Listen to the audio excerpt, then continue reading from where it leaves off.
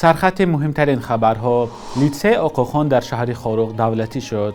بانک جهانی از انتقال رکوردی مبلغ به تاجیکستان گزارش داد و آغاز جلسه هیئت‌های تاجیکستان و قرقیزستان در بادکن.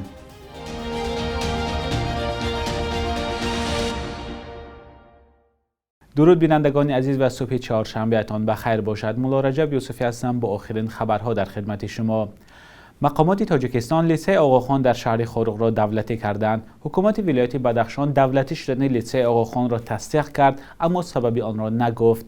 مقامات میگویند این مؤسسه تعلیمی زیرتابع شبکه آقاخان من بعد همچون لیسه دولتی برای کودکان بالیاقت و زیر نظر وزارت معارف کار میکند. کارمندان پیشین لیسه آقاخان روز 4 ایول به رادیوی آزادی گفتند اداره معارف بدخشان روز 30 ایون در لیسه را مهر زد و اعلان داشت که همه آموزگاران از وظیفه برکنار شدند. حکومت بدخشان بیکار ماندن آموزگاران را رد کرده گفته است 73 آموزگار کارشان را ادامه میدهند، اما حکومت بدخشان و هم مقامات در دوشنبه به سوال اساسی پاسخ نمیدهند که چرا لیسه آقاخان بعد 25 سال فعالیتش دولتی شد.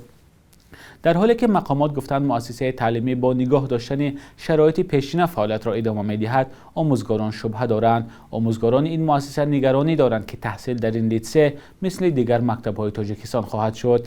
لیسه آقاخان سال 1998 با حضور شاهزاده کریم آقاخان و رئیس جمهوری تاجیکستان امامعلی رحمان باز شده بود. در آن 1200 نفر خواننده تحصیل می‌کرد. آن یکی از کمترین مکتب‌های بدخشان بود که به جز زبان تاجیکی با زبان‌های انگلیسی و روسی هم به خوانندگان درس می‌داد. بانک جهانی میگوید سال گذشته به تاجیکستان 5.2 میلیارد دلار مبلغ انتقال شده است که در تاریخ کشور رکوردی بوده است. خبرگزاری از پلوس می نویسد واردات از همه بیشتر انتقال پول در سال 2014 حدود 4.2 میلیارد دلار ثبت شده بود. با اطلاع این سازمان مالی جهانی واردات مبلغ از خارج همچنان عامل اساسی رشد اقتصادی تاجیکستان به حساب می رود. این سازمان مالی جهانی میگوید انتقال مبلغ در سال گذشته 49% مجموع محصولات داخلی را تشکیل داد. متخصصان بانک جهانی گفتند انتقال پول از طرف مهاجران یک عامل اساسی پست کردن سطح کمبیزاتی در تاجیکستان باقی میماند. پرسش این سازمان مالی در میان عائله‌های مهاجران نشان داده است که زیاد از 80% مبلغ انتقال شده به تاجیکستان برای خریدن محصولات غذایی و باقی مانده برای تعلیم، طبابت، پرداخت قرض و پسنداز استفاده می شود. به این ترتیب متخصصان بانک جهانی به این خلاصه رسیدند که اگر انتقال پول به کشور از جمله پول مهاجران نمی بود، کمبیزاتی در کشور خیلی زیاد بود. مقامات تاجیکستان به این گزارش واکنش نکردند، اما همه وقت تلاش میکنند نقش مهاجران را در اقتصاد کشور کمرنگ نشان دهند. حدود 1 میلیون مهاجر تاجیک سالانه برای کار به خارج کشور و خصوص به روسیه می روند. جلسه نوبتی گروه‌های کاری تاجیکستان و قرقیزستان عاید به تعیین و علامتگذاری خط مرزی دو کشور 4 ایول در بادکن آغاز شده است. نماینده مخصوص دیوان وزیران قرقیزستان در امور مرزی نظیربک بوروبایف و بخش قرقیزی رادیوی آزادی گفت این جلسه تا 9 ایول ادامه می‌کند. بوروبایف گفت مسئله مرزی زود حل نمی‌شود، ما بحث می‌کنیم و سپس به سازش می‌رسیم. منطقه‌های خیلی دشوار باقی مانده است، بنابراین به همدیگر دلایل خود را پیشنهاد می‌کنیم و بر اساس آنها به سازش می‌رسیم، گفته است او. جلسه اخیر گروه‌های کاری دو کشور روزهای 5 و 11 ایون امسال در دوشنبه برگزار شده بود.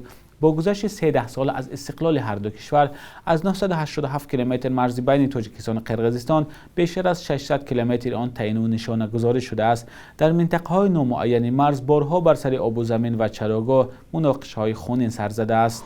مینا اکبری بعد فرارش از زیر حکومت طالبان در افغانستان به کار روزنامه‌نگاری برگشت. او اکنون از منزل نوش در پاکستان برای رسانه‌های دیاسپورای افغانستانی‌ها گزارش آماده می‌کند.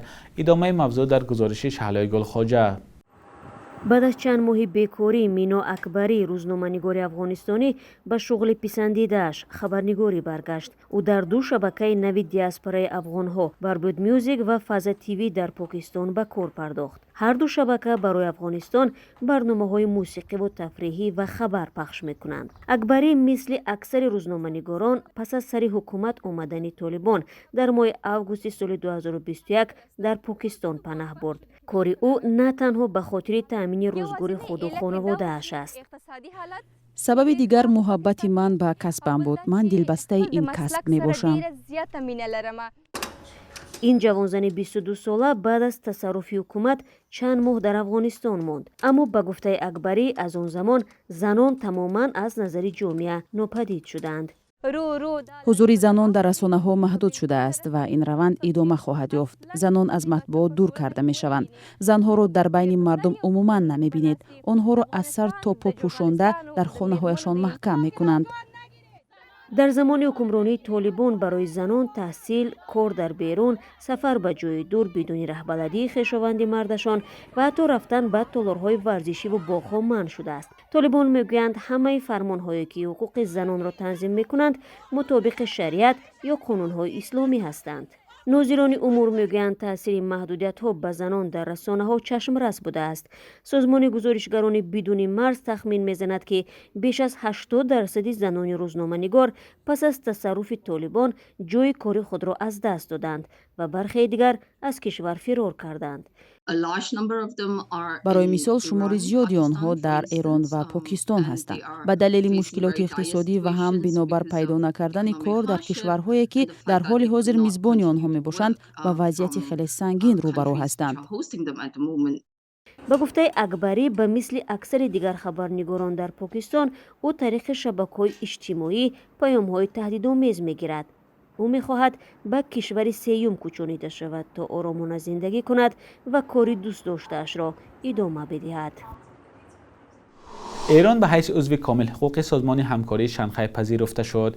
قرار در این باره روز 4 ایول در نشست سران کشورهای عضو سازمان قبول شد.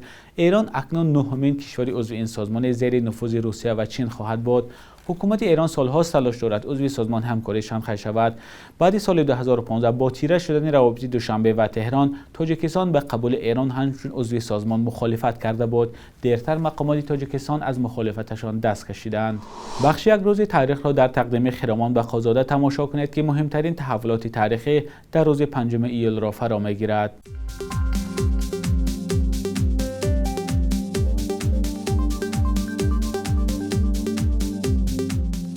5 ایول سال 2012 دادگاه عالی تاجیکستان جورابک اوخونوف رئیس پیشین شرکت ساختمانی ماوراءالنهر را به 14 سال زندان محکوم کرد.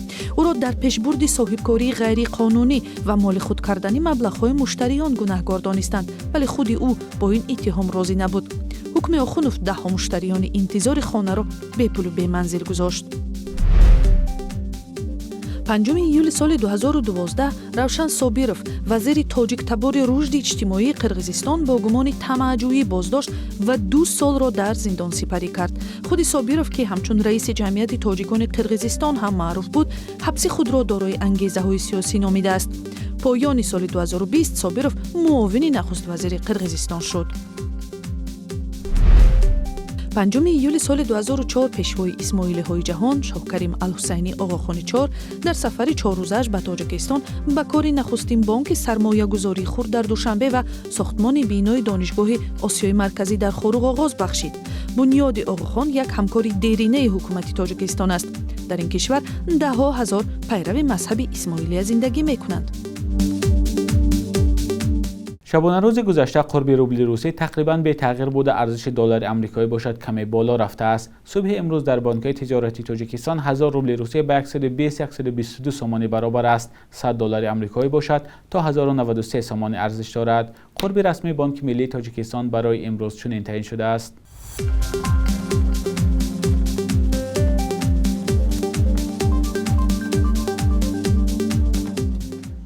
بینندگان عزیز، به پایان برنامه نویدی بامدادی رسیدیم. ممنون از همراهیتان.